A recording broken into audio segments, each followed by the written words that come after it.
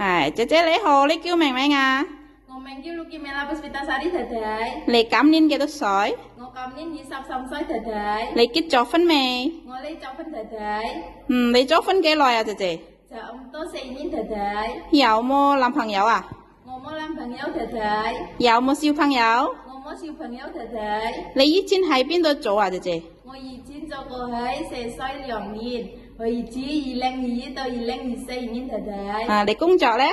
我工作喺洗衫、燙衫、捶箱、買箱、清潔屋企，同埋照顧小朋友太太。照顧小朋友幾多歲，姐姐？5歲太太。啊，女仔或者男仔？女仔太太。女仔喺老闆屋企有幾多人？喺老闆屋企有6個人太太。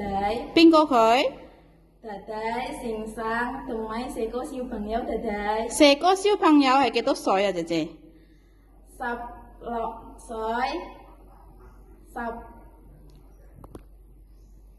14歲、12歲同埋5歲太太。啊，同埋5歲。喺老闆屋企有冇其他工人啊？有太太。幾多人？3個工人太太。你有冇同小朋友一齊瞓覺啊？有太太。姐姐你識唔識煮中國餸啊？我識煮中國餸，蒸魚、蒸菜蛋、做菜、做飯、落菜、煲粥同埋煲湯太太。平時喺老闆屋企有冇煮餸買餸啊？